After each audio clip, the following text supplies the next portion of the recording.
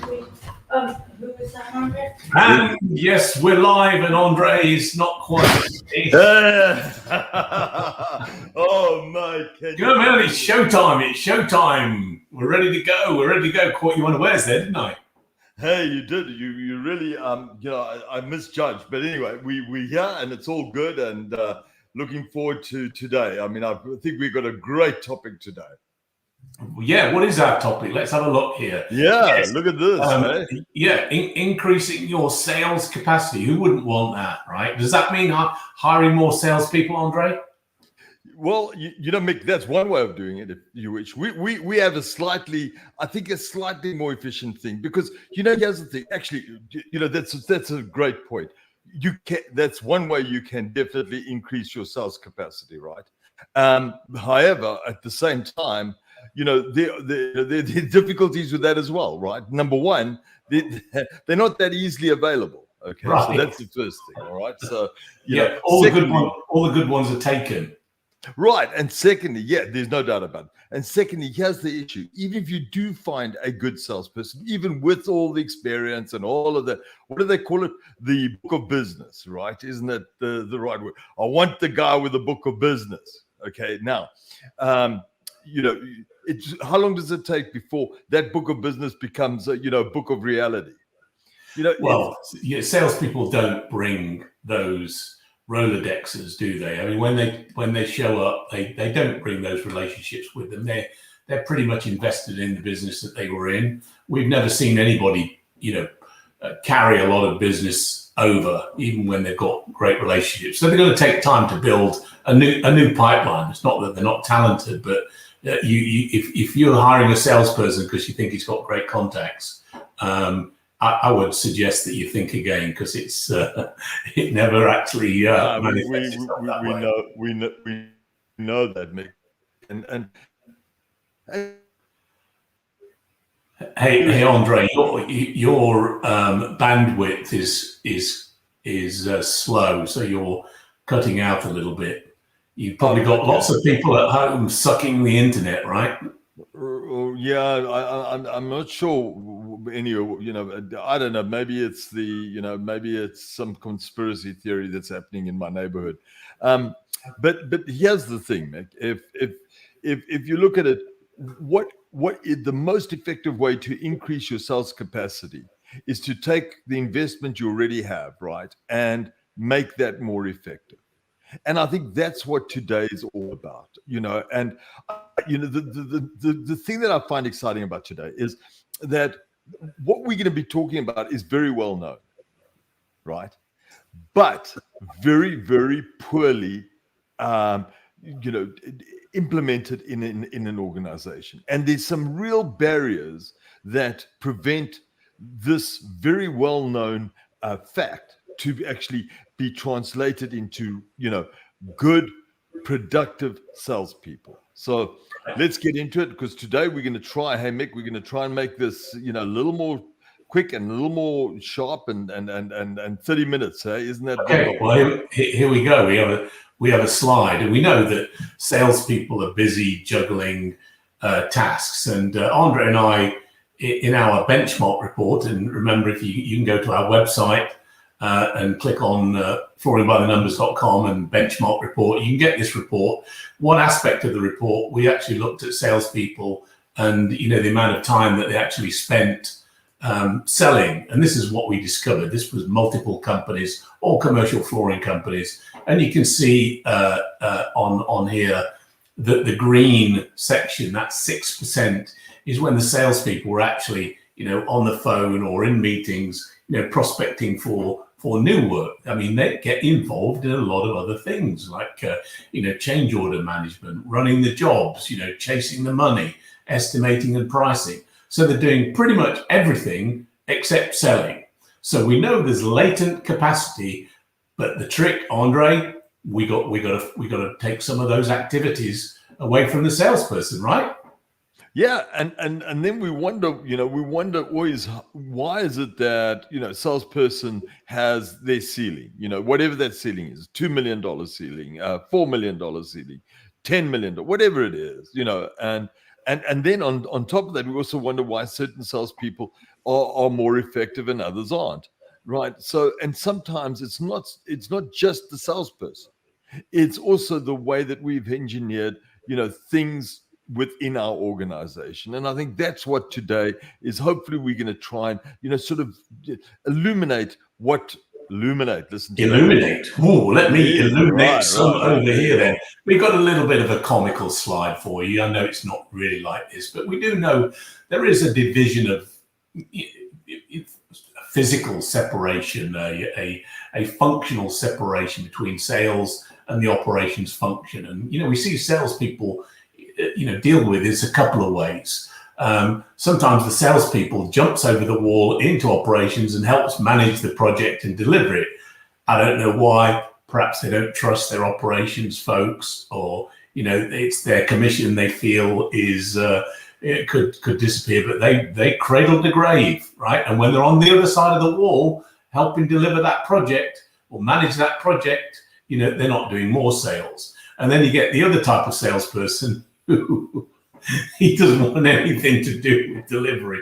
And he just lobs a bomb over the wall and hopes that it doesn't explode before he gets his commission. So we kind of admire the first salesman, a little bit more, but we do want if the guy on the left, he's probably going to go out and get more work because he's not involved in operations. But that leads to other problems in that, there might be some quality issues. The salesperson gets called in, and your favorite phrase, Andre, what's your favorite phrase?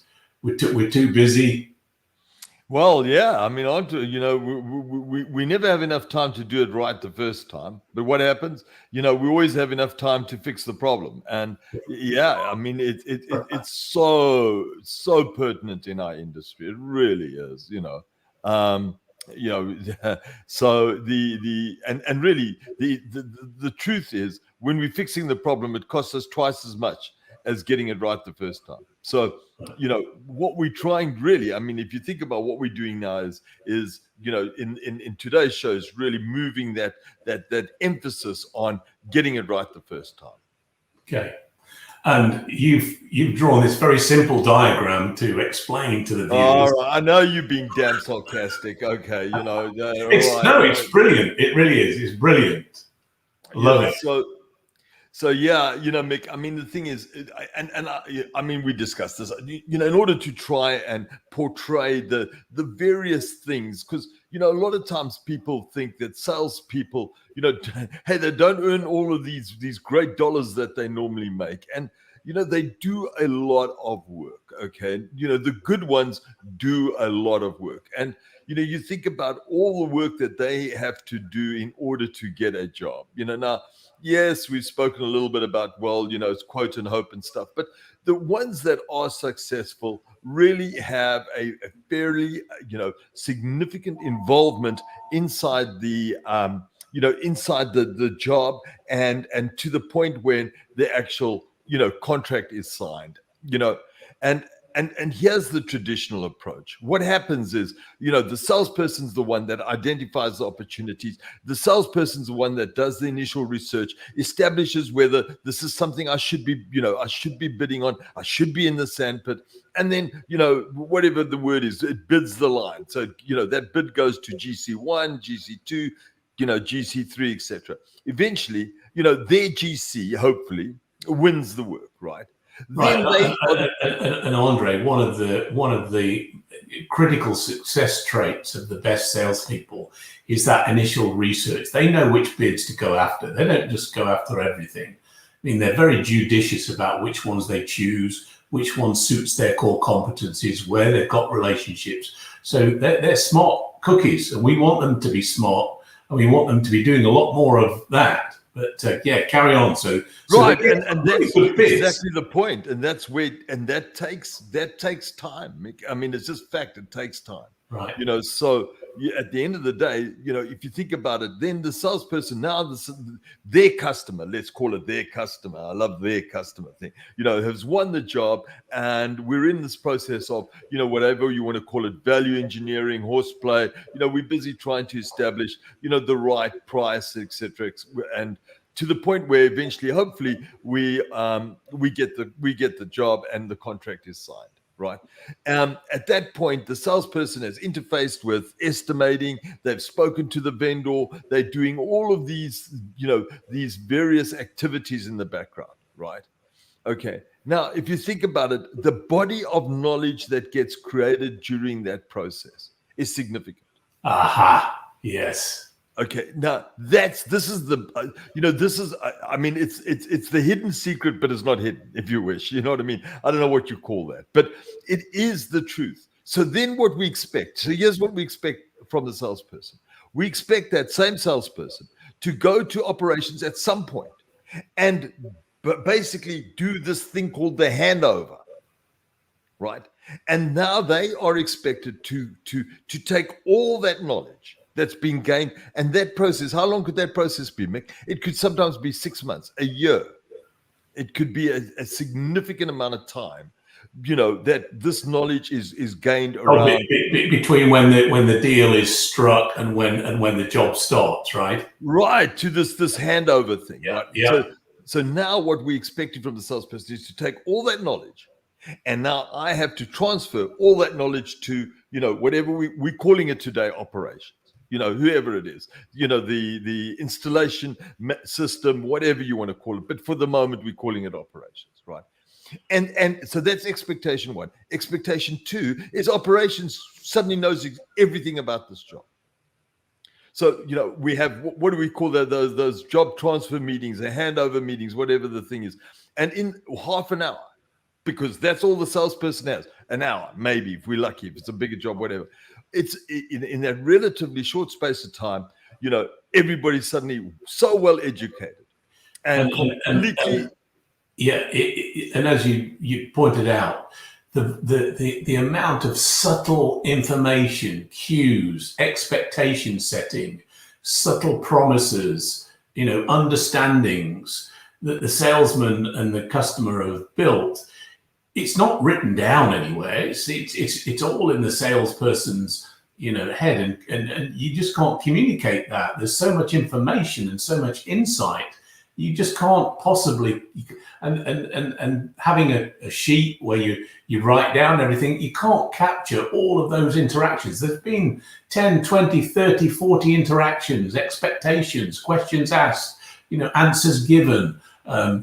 Commitments made, risks talked about, and you can't convey all of that knowledge, in a very, very short job meeting, nor can you capture it in a written document. So it seems almost an impossible task that, operations is always going to be on the back foot. And they are, Mick. That's the reality. They are on the back foot. So they're going to war blindfolded, right? And then we expect them to win the war.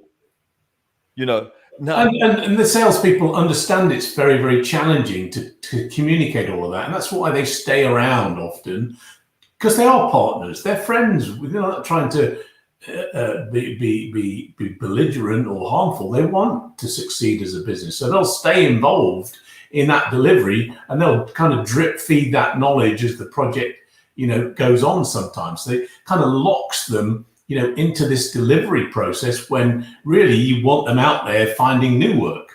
Right. And if you look at the bottom of the screen, Mick, it shows you the involvement of sales. So the heavy green is, basically the salesperson on their own in a silo.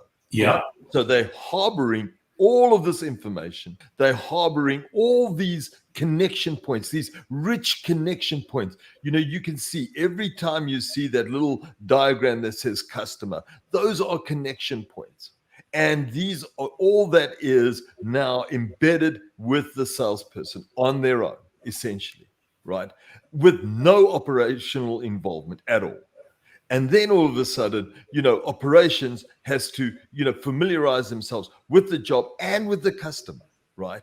And on top of that, the salesperson's still involved because they still shepherding this job, right? But they're shepherding this job while they're trying to sell other stuff. And you know what? Here's the real issue, Mick. The problem is you cannot get any form of specialization. So you've got to have a salesperson that's good at operations, right? They're good at selling. They're good at customer relationships. They've got to be good at all these things, right? Okay. So, Aha. And this is I wrote a blog on this, and it was sales join the sales training academy. Only takes 10 years to qualify. To acquire all those skills as a salesperson, right? It takes a long time. Your rainmaker, if you've got one or two in your organization, they took a decade or more to get up to speed. So you can't scale that. You can't go and pluck somebody off the street and then wait 10 years while they bake in the oven, right? So it's just impossible to replicate that skill, number one. So we do need to make your rainmakers, capacity, to release it, because you just can't buy that kind of talent anymore. And secondly, by having a simpler interface where salespeople don't need to understand everything, you can hire some junior salespeople that aren't going to take 20 years to become the cradle to grave salesperson, but they're going to become an effective business developer, and they can deliver ripe opportunities to the production team. Yeah, I mean, so that's the issue around specialization. I mean, I'd rather have somebody that's specialized in the ability to identify the opportunity and do the research and bring the fish to a place where the rest of the organization can now be involved, and that's a specialized skill. They don't need to know how to be good project managers. There's, it's not, but today under the let's call it conventional thinking system, they have to be a good project manager. They have to anticipate the next. They have to anticipate the next thing. They have to be the ones that ensure the risk is not is mitigated, et cetera, et cetera. So we got a question from Brian Williams. Brian Williams is a very, very effective salesperson. Andre and I have known him for quite a long time. So does the salesman have any input on who the project management team is going to be on their project? Should they have that input? So not all PM teams are created equal. Do you see any benefit to PM teams assigned to a particular salesman when it can be done? What do you think about that? That's a very rich question. Brian, mate, you can see this man is a thinker. There's no doubt about it. Yeah. So and I think this is we're going to. So Brian's already 3 steps ahead. Okay, so we're trying to get there. But let's just finish this off, and then we can really address Brian's issue. Okay. All right. It's just so now, Mick, you've got to think about it. At the end of the day, this salesperson, who has to be this multifunctional, multi-capable, multi-everything, right? Okay. Unfortunately, has a limited capacity to do all of these things, right? Okay. And in fact, if you think about it, the fact that they're selling for 6% actually is not is very understandable, right? It is. So now, what can we do differently? What is the potential? And I mean, everybody knows this. This is the thing. Everybody knows this, but yet, how infrequently do we ever see this really being deployed in practice? Genuinely employed as a cultural way of doing business. So the alternative to this is, ta-da! Oh my goodness! Oh, there you are. Okay, even more scope. Hey, hats off to Andre's graphical ability. Just look at those colors and shapes. It doesn't need any explaining, this slide. It's self-explanatory. Okay, well, yeah, okay, I get it. But here's the difference. What we're saying is, under slightly different form of thinking, Mick, you now take the process, right? So the salesperson has high engagement. right up until the time that the contract signed. However, what the salesperson does is, and I'm saying that it should be the salesperson, is the salesperson selects their team, all right, okay, in conjunction with what's available, but they select their team. So or they're part of a team. They either select their team. If that's available, they will select their team. If it's not available, right, okay, that in other words, they're already part of a team. So that makes it very easy. So they're either part of a team or they select the team. And they know when that whole, when that project is about to be, their project. And usually this is after the case, their GCs won the work. They can, they've got the right engagement with the GC. And at that stage, they start involving the whole, operational team.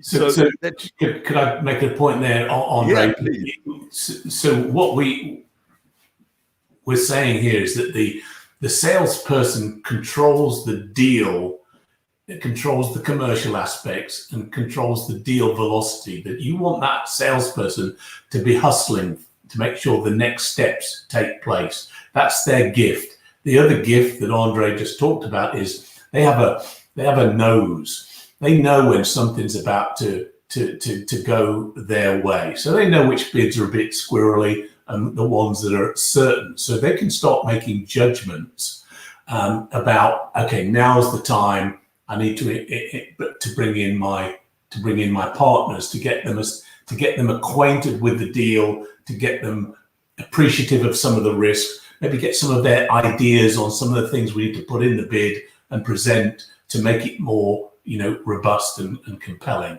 But that's the salesperson's job, is to know when to involve my teammates. And to your point, Brian, sometimes what we're seeing in organizations is they'll have a dedicated team that be focused on a segment. So you might have a team focused on healthcare and you're part of that team. So you'll know who your, project counterparts are, and you'll be having regular conversations. Sometimes there'll be a pool of free resources because not all people are assigned to teams, and we'll pull those in judiciously. So it's a blend, Brian, but certainly, you want to be able to, have had some repetition with some of your operational colleagues. So if there are somebody that you've worked with in the past and they're available, the salesperson should have some say as to how that team would operate. Anyway, Andre, so the salesperson has got this deal, it's shaped nicely, it's either just come to fruition or about to, and then what happens is some of this the blue wave comes in, right? If you can point at the area of the value engineering.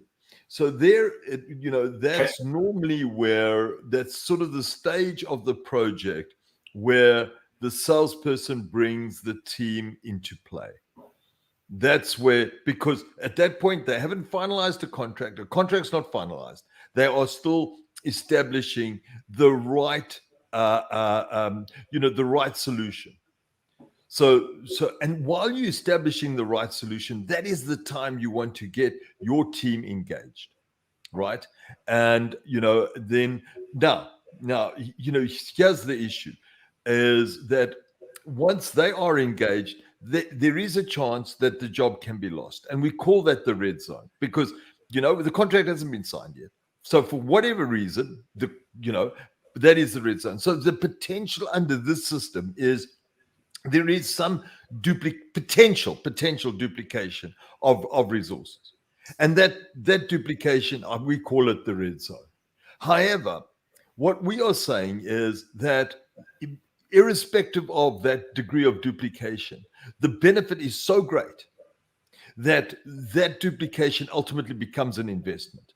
And what that does is not only, yes, we may lose one job, but that customer sees our organization differently. And that customer positions themselves to rather be an organization where they get to know the players. They get to understand who those players are. They get familiar with the way that we do work. And not only just work in terms of delivery, but work in terms of helping solve the problem at the front end. And because they are very familiar with the fact that when the problem isn't solved at the front end, they become part of the problem in the back end. Mm-hmm. So now, taking away the risk of the red zone, we have our operational people very heavily involved, and slowly the salesperson gets disengaged. Not with the relationship. I'm not saying with the relationship, with the management of the job. There's a big difference between the two. The salesperson's disengaged with the management of that job. And operations are now in a good place to take over the job. They have the key history. They have the key learnings around that job, and they should be in a position to make that job successful. So they know all the contact people within the salesperson. They know all the, they know all the nuances of the job. They also start establishing, what the critical resources are for this job. So, and there's no big deal about job transfer. I'm handing off this job right now. So that's it. So you take over, and I'm out of it. There's none of that. It's the job is handed over by osmosis. I like that. I'm glad you said that, Andre, because I do think, being in situ with your sales college, your operations college, your estimating college, all coming together in a team allows you a lot of time to absorb the project complexities, the client relationships, all of the challenges that might be there. I think that's a fantastic. So it's not a point in time. It's an evolution as the project transitions slowly from sales into operations. And you've got a little grey arrow down here, Andre, with some big words on. Freeze 20 to 30% sales capacity. Just from initial. Yeah, this is just from absolutely initial, sort of interviews with good salespeople. If you didn't do this, if you didn't do this, if you didn't do this, how much would you have on your hands? And from just any data, you're seeing this. So we should call up Brian's organization and tell him he's going to be able to sell another 30% more than he planned to, right? And actually, what, knowing Brian a little bit, he'd be all over. All right. I want to move to the next slide. I mean, that's. I mean, if you just had to summarize all of this into just, what are the key points? And I think, what we like to do with organizations is at least create that energy for change, because it's not significant change. It really isn't, but it is change, right? And sometimes when there's that, and to me, this is aspirational.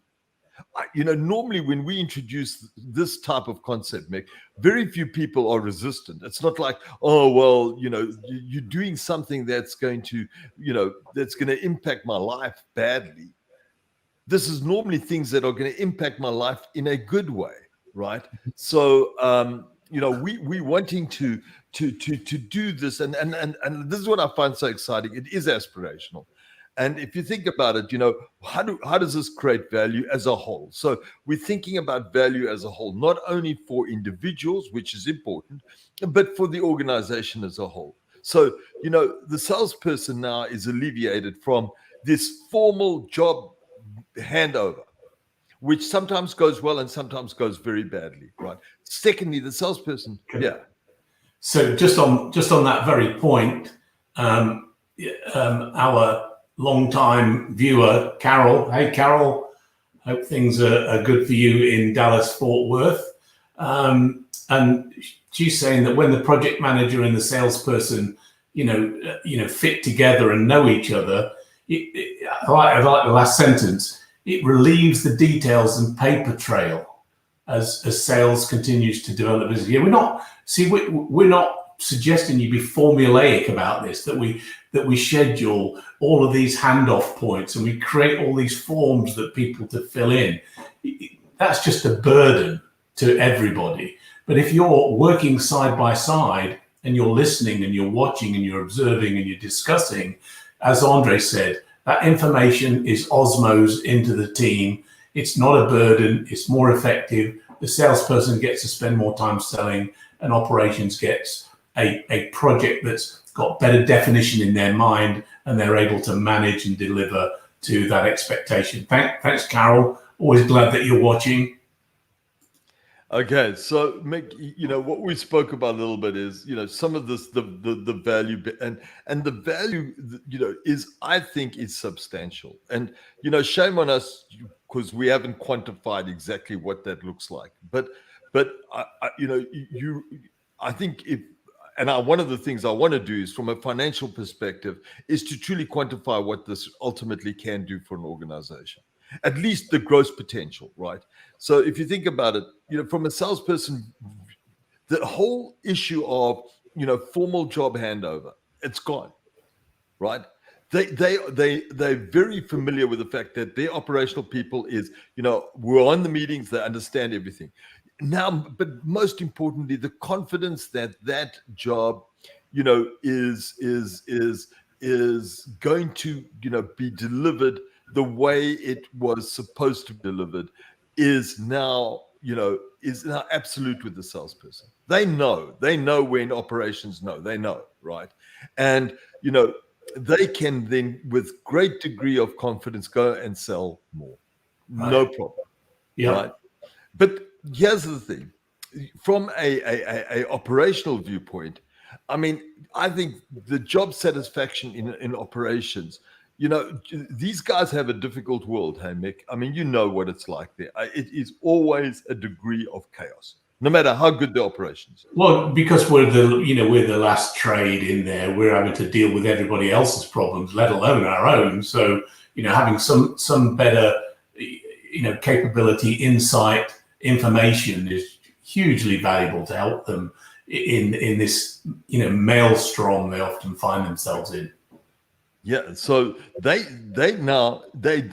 fully involved with the customer. Their job knowledge is so much more intense, and they're also part of the help process. They're now part of this. We actually helped value engineer this project. But they're not. But the nice part about operations is they're not only value engineering by switching, one material with another material. I'm a switch expert. Okay, but no, they're looking at it from a process viewpoint. Well, if we do these things if we do these things differently, we can alleviate certain process steps that cost money, right? And they're all about risk. They try to identify the risk. So they are now in a place where they can identify risk and they can manage risk differently. And also, just think about scheduling. The ability to schedule, work is that they get to know about work well before the time that they are required to schedule. And what I also find very fascinating about this is when we do this capability, and this is an important point, when we do this capability, the relationships between operations and estimating improve substantially. The first thing we wanted was a good relationship between sales and estimating. Because what did we say previously? Standard behavior is sales takes takes the thing, throws it over the wall to estimating, right? So the first thing is wanted to break that wall. This breaks the wall between operations and estimating, because when a job goes wrong, it is so. How often do we hear, well, it was estimated bad? And the minute we've got, the minute we put it in a different box of the blame is put into a box, we're good, right? So this alleviates that blame box, and and then, as we said, the downside is, of course, that you're going to have some investment in jobs that you're not going to win. That's what we call the red zone. Okay. Okay, but the fact is, we're still creating learning. We're still Yeah. creating, that's so it's not lost. It's not really lost. It's lost Right. that job. That's all that it's lost for. I agree with you. That working together, that teamwork, that camaraderie, the breaking down of the silos, and people seeing things from different perspectives make for a richer salesperson, a richer estimator, a richer project manager for sure. And then lastly, I think is the business benefits, Mick. Suddenly margins become more predictable. Hey, we're in the business of flooring by the numbers. We want to see some numbers improve, Andre. Yeah, there you are. And I think at the end of the day, this process becomes more scalable. To create learning, to create growth, they become part of the team. You've written saleable. You mean scalable. You mean we can grow the business effectively. That's what you mean, right? Please, man. I don't know who did that. I mean, that was absolutely bloody. I can't believe that somebody could make an error. That's because you threw the slides over to me. Yeah. Who can I blame here? Hey, Andre, did you know that our show is being viewed internationally? Yeah, most probably. I tell you where it's most probably being viewed in the middle of the Congo, where the guy's still trying to figure out, hey, what do I, yeah, right, I get it. Yeah, where are we being viewed internationally? So Carol's on vacation. She's tuning into the show from Mexico while she's on vacation. That's a dedicated viewer right there. So wow. We're all so Carol, you've now taken the show international. I'm so glad. And you can bet your bottom dollar she's selling something at the same time, I bet you. No doubt about it. No doubt. Beautiful. And then lastly, hey Mick, and let's not forget this, the big long-term benefit is that we can create a degree of specialization. So all right. Well, that's our show today. We did pretty well, actually. We're at 37 minutes. There you are. Good. We tried hard. We're trying to pack as much information into a shorter amount of time. But thank you for coming on with us. If you're watching on the replay, got any questions, we're always there for you. And you can find us at flooringbythenumbers.com, and we'll see you next week. All the best, guys. Have a great one. Cheers, man.